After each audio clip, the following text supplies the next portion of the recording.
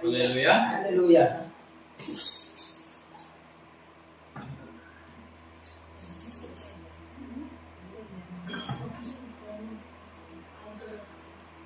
దేవుడి వాక్యాన్ని ధ్యానించుకుందాం.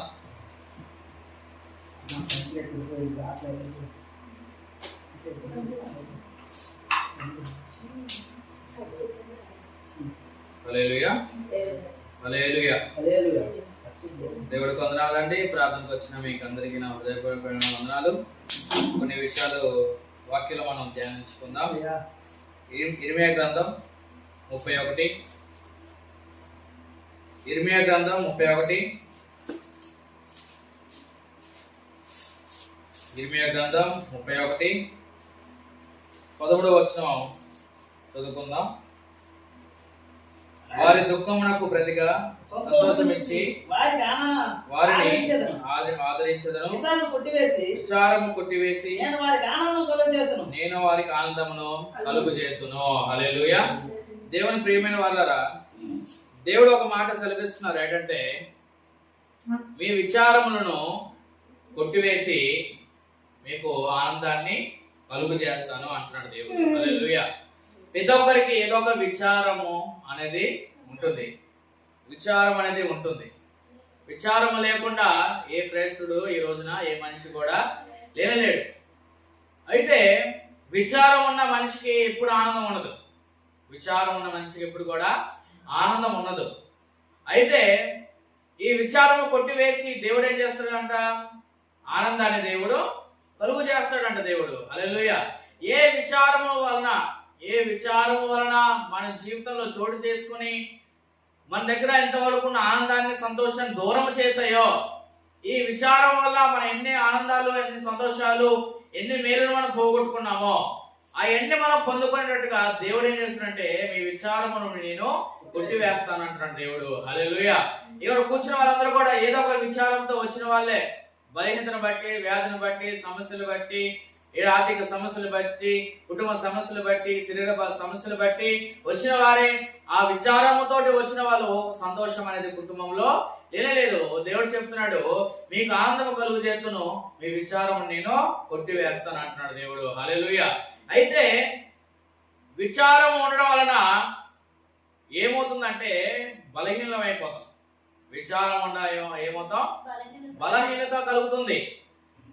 ఆనందం ఉన్న వ్యక్తి, సంతోషం ఉన్న వ్యక్తి, వాళ్ళ దేహాలు ఎలా ఉంటాయి? ఆరోగ్యకరంగా ఉంటాయి, బలముగా ఉంటాయి. మన బైబిల్ గ్రంథంలోని పూర్తిగా కుటుంబం అంతా విచారంతో నింపబడిన కుటుంబం కనబడుతుంది మనకి. ఆ కుటుంబాన్ని చూస్తే మనకి విచారమే కనబడుతుంది. విచారము ఆ కుటుంబంలో చోటు చేసుకున్నది. ఆ కుటుంబం ఒకసారి మనం జ్ఞాపం చేసుకుందాం. చూడండి, రూతు గ్రంథం 1వ అధ్యాయం.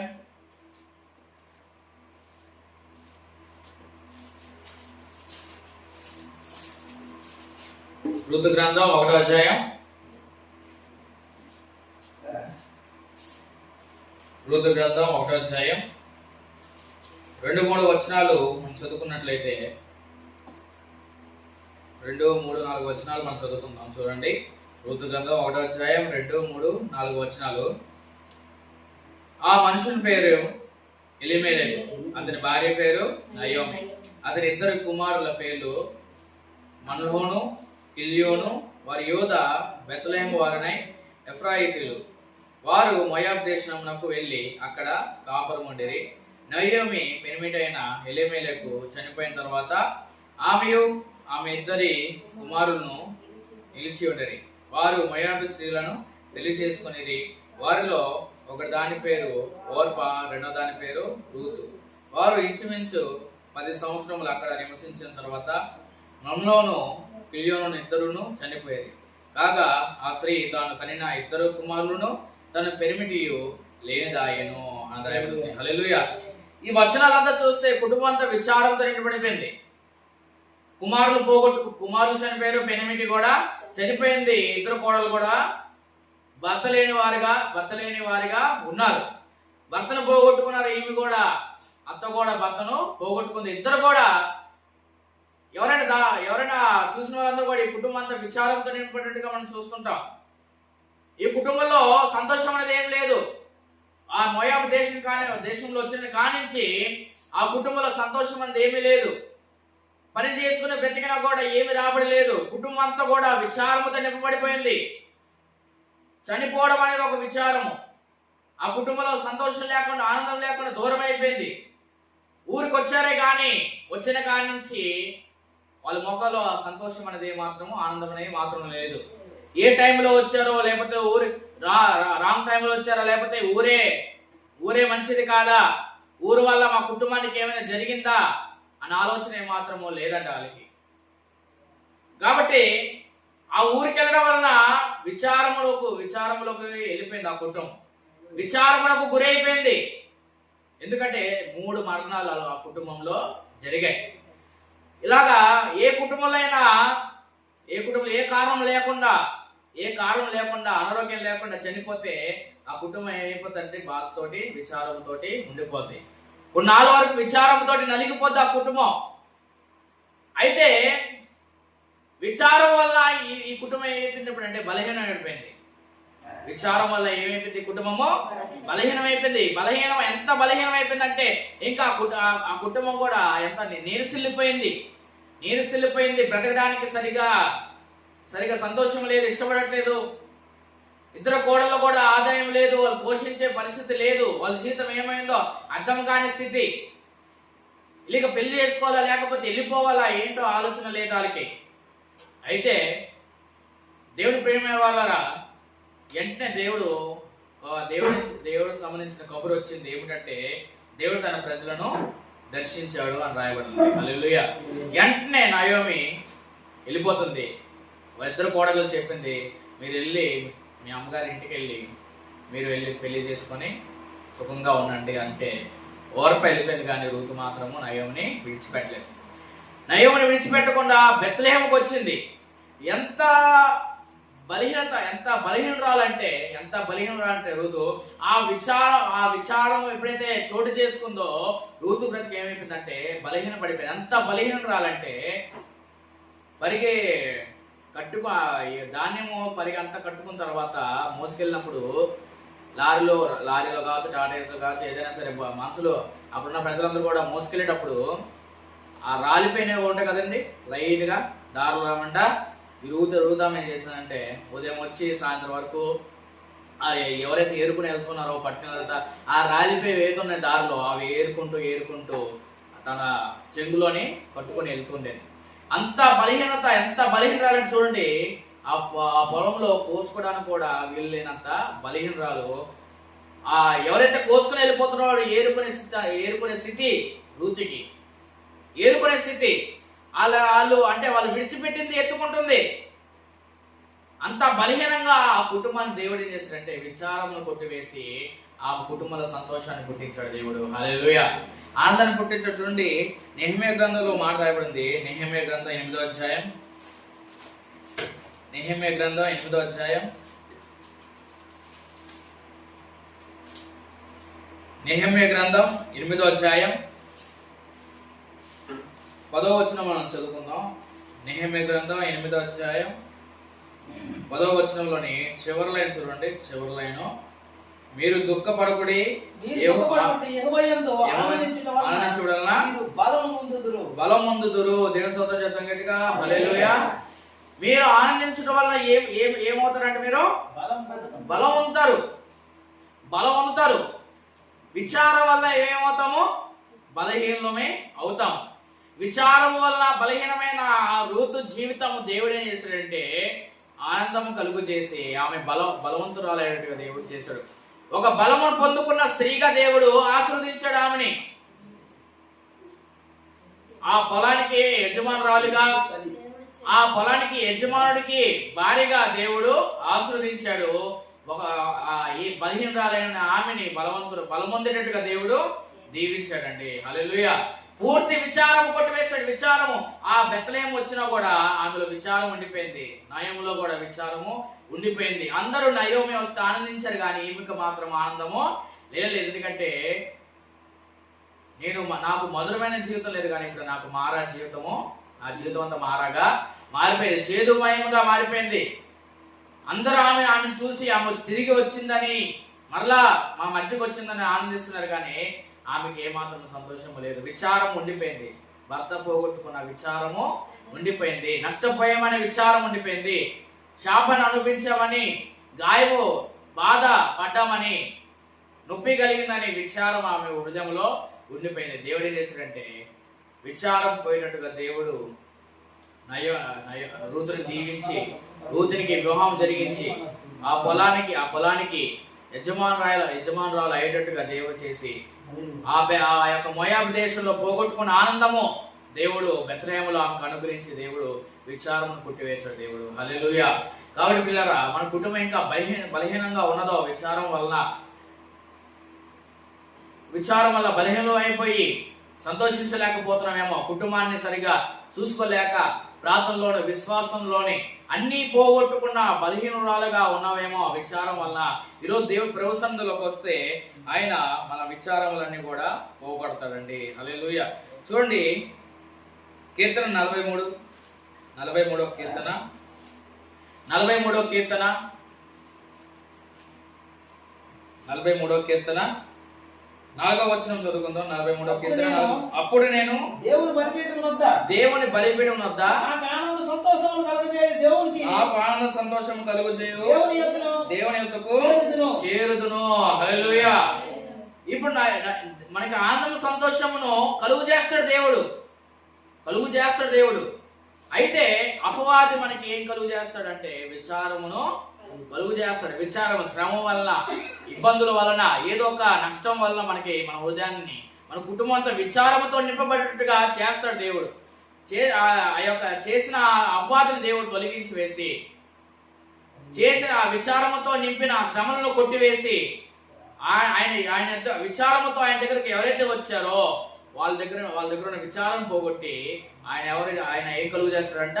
ఆనందము సంతోషమును కలుగు చేస్తాడంట.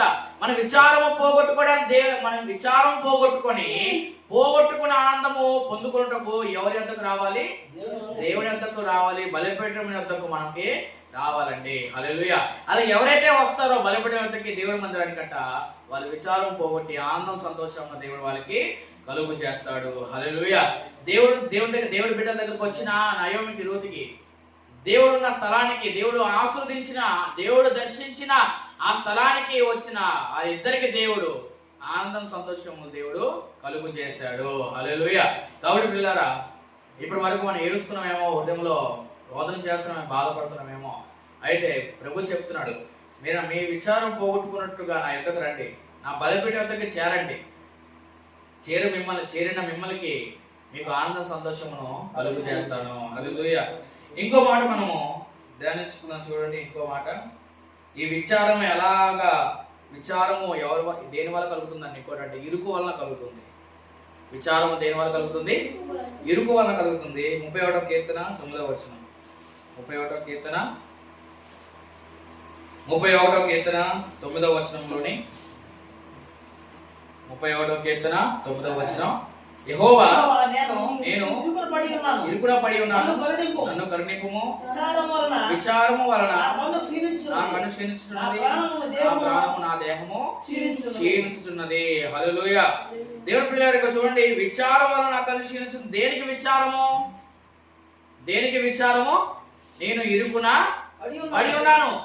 దావీదునకు ఇరుకు అనేది తన జీవితంలో చోటు చేసుకున్నది. ఇరుకులో పడిన వ్యక్తికి ఏమవుతుంది? ఏం కలిగిందంటే విచారము కలిగినది. విచారము. ఇప్పుడు తన విచారం అంతా ఏంటంటే ఇరుకున పడిపోయాడని. మీకు ఎప్పుడైనా అనిపించిందా ఇరుకులో పడ్డామని? ఎప్పుడు అనిపించిందా?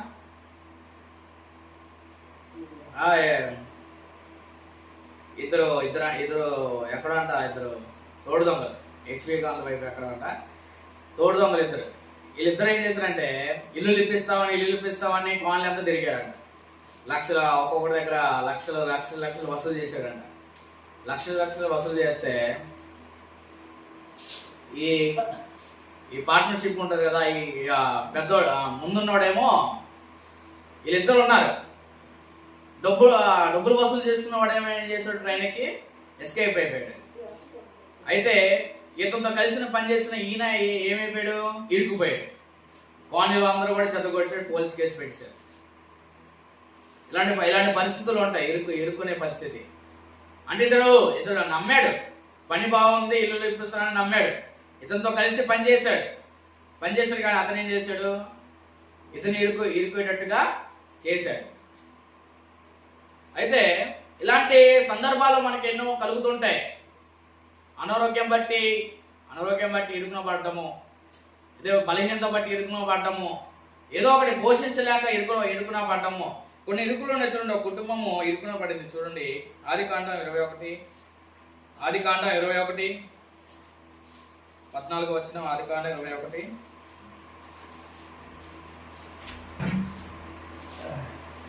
ఆదికాండం 21 14 వచనం మనం చదువుకుందాం చూడండి.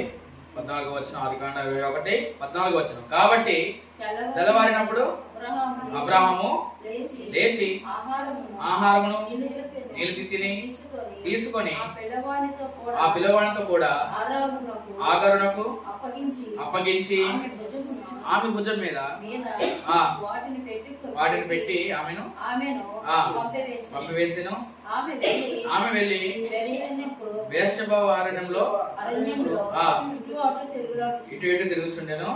ఆ తిత్తిలో నీళ్లు అయిపోయిన తర్వాత ఆమె ఒక పొద కింద ఆ చిన్నవాడిని పడివేసి ఈ పిల్లవాడిని చావు నేను చూడలేనని అనుకొని ఇంటి చేత దూరం వెళ్ళి అతని ఎదురుగా కూర్చుండెను. ఆమె ఎదురుగా కూర్చుండి ఎలుగెత్తి ఏడ్చెను. ఎందుకని ఇరుకున పడిపోయింది. ఎంత ఇరుకునంటే అప్పటిదాకా శారమ్మ దగ్గర దాసురాలుగా పని మనిషిగా పనిచేస్తుంది. యజమానురాలు అన్ని రకాలుగా చూసుకోవడము, అన్నిగా తన కుమారుడు ఇస్మాయిల్ కూడా పోషించడము, అన్ని కూడా సుఖంగా వాళ్ళకిద్దరు గుడారంలో ఉండడము, ఆ కుటుంబీకులతో కలిసి ఉండడం ఉంది. ఆగరు. సడన్ గా ఏమైందంటే నువ్వు ఇంటి నుంచి బయటికి వెళ్ళిపో, ఇంటికి వెళ్ళిపో. ఎలాగెళ్ళింది? ఏమైనా డబ్బులు ఇచ్చి పంపించారా? ఏమైనా ఆస్తి ఏమైనా ఇచ్చి పంపించారా?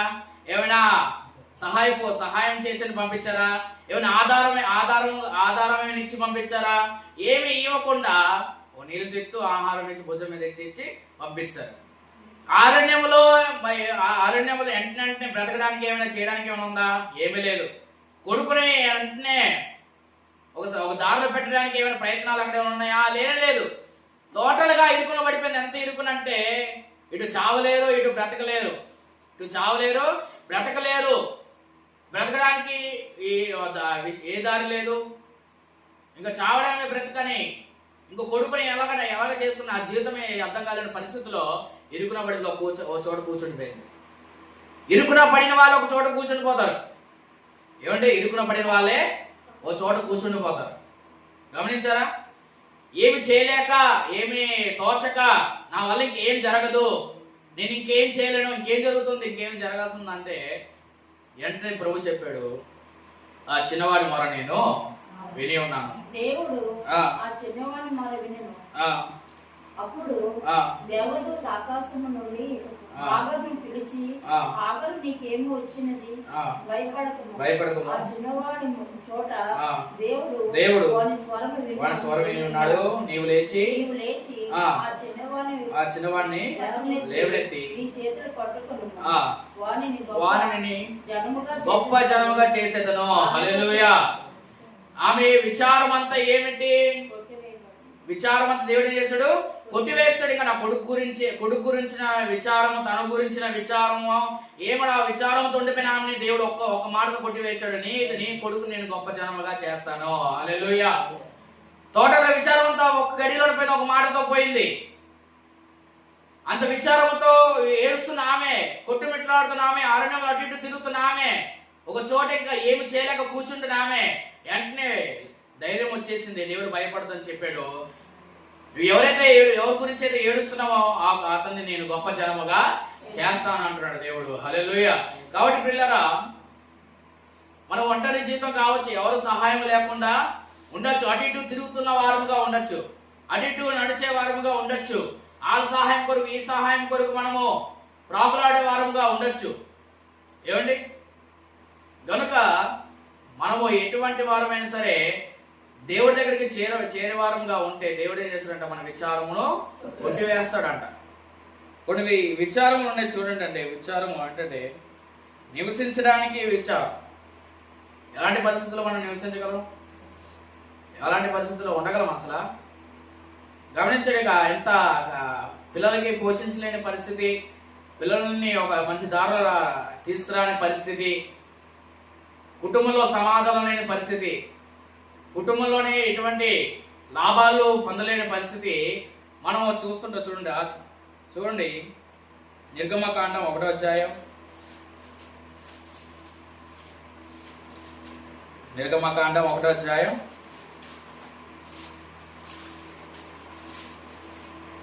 1వ అధ్యాయం 12-13 వచనం చూస్తే, అయినను ఐగుప్తీయులు వారిని శ్రమ పెట్టిన కొలది వారు విస్తరించి ప్రబలిన కనుక వారు ఇశ్రాయేలు ఎడల అసహాయపడిరి. ఇశ్రాయేలు చేత ఐగుప్తీయులు కఠినంగా సేవ చేయించుకునేది. వారు ఇశ్రాయేలు చేత చేయించుకున్న ప్రతి పనియు కఠినముగా ఉండెను. వారు జిగటమంటి పనిలోను, ఇటుకల పనిలోను, పొలములోను చేయి ప్రతి పనిలోను కఠిన సేవ చేయించి వారి ప్రాణులను విసిగించిరి. హల్లెలూయా. ఎంత ఇరుకున పడ్డారంటే ఆ ఇరుకు అక్కడ నివసించడానికి కూడా చాలా కష్టతరంగా ఉంది. ఎందుకంటే వాళ్ళు వెట్టి పనులు చేస్తున్నారు, కఠిన పనులు. ఏ పని? కఠిన పని. ఈరోజు కుటుంబం ఎంత కఠినం అయిపోతుందంటే అసలు కుటుంబాన్ని కూడా సరిగా నడిపించలేని పరిస్థితి. కుటుంబానికి ఎంత కష్టపడి చేసిన పని అంతా కూడా ఏ మాత్రం సరిపోవట్లేదు ఈరోజు. ఏమండి, కుటుంబానికి ఎంత రాత్రి పగలు పని చేసినా కూడా సరిపోట, ప్రాణం విసిగిపోయేంత ఇరుకులో పడి ఉన్నది. ఆ ఇరుకులో కూడా దేవుడు చేస్తున్నాడంటే తన ప్రజలని విస్తరింపజేస్తున్నాడంట దేవుడు. హల్లెలూయా. విస్తరింపజేసి వాళ్ళని బలవంతులుగా చేస్తున్నాడు. ఆ ప్రాంతాల్లో ఆ పని చేస్తూ నివసించలేని వీళ్ళేమో ఏం చేస్తున్నారంటే దేవునికి మొరపెట్టడం మొదలు పెట్టారు. ప్రభువా, మమ్మల్ని ఎప్పుడు ఈ దేశం నుంచి మమ్మల్ని బయటకి తీసుకువెళ్తారు, ఈ పనులు చేయలేక మా ప్రాణాలు విసిగిపోతున్నాయి అన్నప్పుడు దేవుడు మోషేని పంపించి పాలు తేనెలు ప్రవహించే దేశానికి మిమ్మల్ని తీసుకుని వెళ్తాడు దేవుడు. హల్లెలూయా. ఇంకా విచారపడాల్సిన అవసరం లేదు. ఐగుప్తు నుంచి ఎలా వచ్చారంటే సంతోష గానాలు చేసుకుంటూ వాళ్ళు ఐగుప్తు నుంచి బయటకు వచ్చేసారు. హల్లెలూయా. ఒక తోటలుగా ఇరుకు నుంచి బయటపడ్డారు. ఇరుకు నుంచి విశాలతలోకి వెళ్ళడం మొదలు పెట్టారు. దేవుడు వాళ్ళకి నడిపించాడు దేవుడు. హల్లెలూయా. కాబట్టి పిల్లరా, ఇరుకు అనేది మన జీవితంలో ఉన్నంత వరకు విచారము చేత కొట్టిమిట్లాడుతూనే ఉంటూనే ఉంటామండి. ఈరోజు విచారము ఐగుప్తులో ఉన్న ఇశ్రాయేలు ప్రజలకి కలిగినది ఏంటంటే అక్కడ ఉండి పని చేసుకుని బ్రతకలేకపోవడం. వాళ్ళు పని చేసుకుని బ్రతకలేకపోతున్నారు. కొన్ని కుటుంబాల్లోనే తల్లిదండ్రులు కష్టపడుతుంటారు, పని చేసుకుంటారు. తల్లిదండ్రులకి సపోర్టింగ్ గా పిల్లలు ఏమాత్రము ఉండరు. ఎంత ముసలోళ్ళైనా సరే తల్లిదండ్రుల ఇంటికి తెచ్చేవారు చూస్తుంటాం మనం. కొంతమంది పిల్లలు చాలా కష్టపడుతుంటారు. ఆ డబ్బులు తీసుకున్న తండ్రి ఏం చేస్తాడు, తాగడానికి షికారులకి వాడుతుంటాడు. కుటుంబానికి సరుకులు తేకపోవడము, కుటుంబాన్ని పెంచకపోవడము, పిల్లలు ఏమైనా అవసరాలు వస్తే వారికి ఇవ్వకపోవడము, ఇవన్నీ జరుగుతూ ఉంటాయి. ఇలాగా ఇటువంటి ఇరుకును అనిపించే వాళ్ళేరా నెలంతా కష్టపడుతుంటారు, సంవత్సరంతో కష్టపడరు, వెంటనే ఒక బలమైన రోగం వచ్చేస్తుంది. ఈ కష్టపడినంతా కూడా వెంటనే ఏదో పిల్లలకు వచ్చిన పరిస్థితి వచ్చేస్తూ ఉంటది. కనుక కొన్ని అపాధి వల్ల ఇటువంటి ఇరుకు కలుగుతుంటది. కొన్ని మనుషులు చేసే పాపాల వల్ల కూడా ఇరుకు అనేది కలుగుతుందండి. హల్లెలూయా. మీరు న్యాయాధిపతి 6 చూస్తుంటే మరలా యెహోవా దృష్టికి ఇశ్రాయేలు ప్రజలు దోషులైనందు వలన మిద్యానీయులు వచ్చి మొత్తమును దోచుకొని వెళ్ళిపోయారు రాయబడి ఉంటుంది. హల్లెలూయా. పంట పండిస్తున్నారు, కోతేమో ఆలు కోసుకెళ్ళిపోతున్నారు. గొర్రెలు మేపుతున్నారు, పిల్లలు పడుతున్నాయి. ఆ గొర్రెల మందంతా కూడా ఎత్తుకెళ్ళిపోతున్నారు. అంతా కూడా వీళ్ళు ఏం చేసినా ప్రతిఫలం వచ్చిన తర్వాత ప్రతిఫలం వాళ్ళు తీసేసుకుంటున్నారు. అంత ఇరుకును అనిపిస్తున్నారు. కారణము ఇరుకెలా వచ్చిందంటే వాళ్ళ దోషం వలన. పాపం చేస్తున్న వారు కూడా ఏంటి, ఈరోజు మనిషి పాపం చేయడానికి టైం ఎత్తుకుంటాడు, సమయాన్ని ఎత్తుకుంటాడు. నేను ఎప్పుడు నా కోరిక తీర్చుకుందునా, ఎప్పుడు నేను పాపములో ఎప్పుడు నాకు గడియ ఉంటది అని చూసుకుంటారు. నేను రిలయన్స్ లో పని చేస్తున్నప్పుడు రిలయన్స్లో పని చేసినప్పుడు ఉదయం ఒకడు స్టార్ట్ చేసాడు పాపాన్ని. ఉదయాన్నే అదేదో కొనుక్కున్నాడు లేండి, ఉదయాన్నే స్టార్ట్ చేశాడు.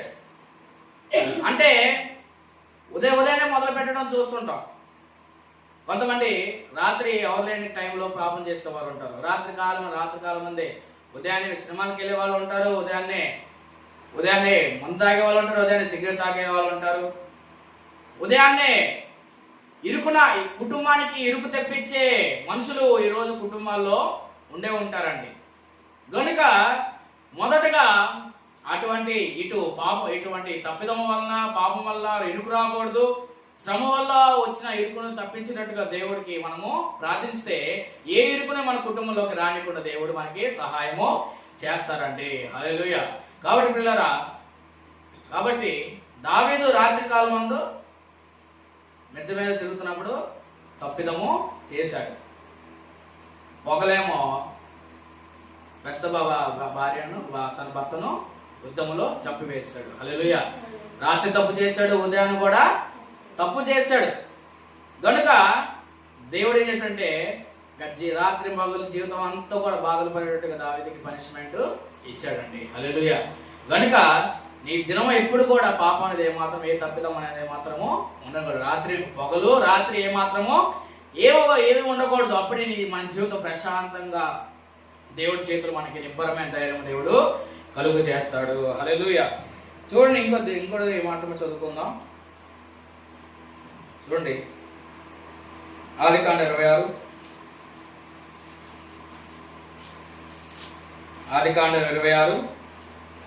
2-3 వచనాలు. ఆదికాండం 26వ అధ్యాయం 2-3 వచనాలు. అక్కడ యెహోవా ప్రత్యక్షమై నీ ఐగుప్తులోకి వెళ్ళిన ఎలక నేను నీతో చెప్పు దేశమునందు నివసించుము, ఈ దేశమందు పరవాసమై ఉండుము, నేను నీకు తోడై ఉండి నిన్ను ఆశీర్వదించెదను. హల్లెలూయా. దేవుని పిల్లారా, ఇక్కడ కరువు ఆ దినంలో కరువు వచ్చింది. తన తండ్రి అబ్రాహాము మొదట ఏ కరువు వచ్చిందో ఇస్సాకు జీవితంలో కూడా కరువు వచ్చింది. కరువు వలన విచారం వచ్చేసింది. కరువు వల్ల ఎలా ఉండగలము, ఎక్కడికి వెళ్ళిపోతే బాగుండును, ఎక్కడైనా నివసిస్తే బాగుండును, ఒక విచారం అనేది వచ్చేసింది ఇస్సాకులో. ఆ వచ్చిన తర్వాత దేవుడు మాట్లాడు, నువ్వు ఎక్కడికి వెళ్ళ అవసరం లేదు, ఇక్కడే ఉండు, నిన్ను ఆశీర్వదిస్తాను అంటున్నాడు దేవుడు. హల్లెలూయా. ఏ విచారం అంటే తనతో ఉన్న వాళ్ళకి పెట్టడానికి కానీ చూసుకోవడానికి ఏ సహాయం లేకపోవడం వల్ల విచారం. తనతో ఉన్న వాళ్ళు ఆ కరువులో ఉన్న వారికి ఏమి పెట్టాలంటే ఏమి లేదు, వాళ్ళని సరిగా చూసుకోవడానికి ఏ తావు ఏ దారి కూడా లేదు. ఏదో ఒక వీళ్ళకి ఎలా చూసుకోవడానికి, వీళ్ళకి ఏమైనా పెట్టడానికి ఇంకో ప్రాంతానికి వెళ్ళాలనుకుంటున్నాడు. నువ్వు నీ వారిని చూసుకోవడానికి పెట్టడానికి వేరే ప్రాంతానికి వెళ్ళడం ఎందుకు, ఇక్కడే ఉండు. నీ వారిని నువ్వు చూసుకునేటట్టుగా, నీ వారికి నువ్వు పెట్టేటట్టుగా, నీ వారిని నువ్వు నడిపించేటట్టుగా ఈ ప్రాంతంలో నేను ఆశీర్వదిస్తాను. హల్లెలూయా. ఇస్సాకు జీవితంలో కూడా ఇరుకు ఏర్పడింది. ఇరుకు వలన ఎక్కడైనా వెళ్ళిపోదాం అనుకున్నాడు. దేవుడు చెప్తాడు, ఈ ఇరుకులోనే ఉండు, ఈ కరువు అనే ఇరుకులోనే ఉండు, ఇక్కడే నిన్ను ఆశీర్వదిస్తానన్నప్పుడు చూడండి, రాయబడిన మాట 12వ వచనంలోని ఇస్సాకు ఆ దేశమందున వాడే విత్తనం వేసి ఆ సంవత్సరం నూరంతలో ఫలం పొందెను. యెహోవా అతనిని ఆశీర్వదించిన కనుక ఆ మనుషుడు గొప్పవాడెను. అతడు మిక్కిలి గొప్పవాడగు వరకు క్రమక్రమముగా అభివృద్ధి పొంది వచ్చాను. అతనికి గొర్రెలాస్తియు గొడ్లాస్తియు దాసులు గొప్ప స్వాహమును కలిగినందున ఫిలిష్తీయులు అతని యందు అసూయపడిరి. హల్లెలూయా. చూడండి ప్రియులారా, దేవుడు చెప్పిన ఇరుకులందే ఉండమన్నప్పుడు దేవుడు ఏం చేశాడు, ఆ ఇరుకులందే విస్తారమైన ఆస్తిని దేవుడు, విస్తారమైన సంపద, అభివృద్ధి దేవుడు ఆ ప్రాంతంలోనే ఇచ్చి ఉన్నాడు. తన ఇరుకున ఏదైతే ఇరుకును అనుభవిస్తున్నాడో ఆ అనుభవిస్తున్న ఇరుకులో నూరంతల ఫలం అనుభవించినట్టుగా దేవుడు చేశాడు. హల్లెలూయా. కాబట్టి మీ ఏ ఇరుకులో ఉన్న దేవుడి దగ్గరకు వస్తే ఆ ఇరుకులోనే మీకు ఫలితాన్ని, అభివృద్ధిని దేవుడు మీకు మీ కళ్ళారా మీరు చూసినట్టుగా దేవుడు మిమ్మల్ని దీవిస్తాడు. హల్లెలూయా. కాబట్టి ఇరుకు వలన విచారం కొట్టివేసి దేవుడు మనల్ని ఆశీర్వదిస్తాడు దేవుడు. హల్లెలూయా. ఇంకో మాట చూద్దాం, చూడండి. ఇంకో మాట చూసి నేను ముగిస్తాను. సామెతల గ్రంథం 15వ అధ్యాయం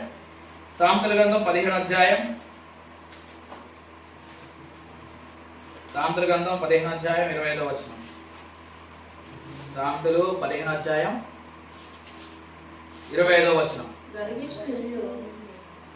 ఇది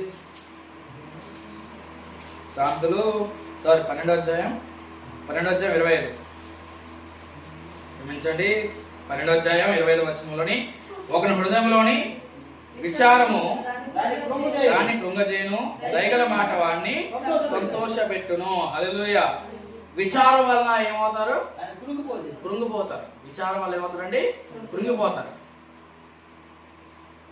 మన దేవుడు ఎవరు? కృంగిపోయిన వారిని లేవనెత్తువాడు. ఆయన అయితే కృంగిపోయిన వారికి ఏం కావాలి? సంతోషకరమైన దయగల మాటలు కావాలి.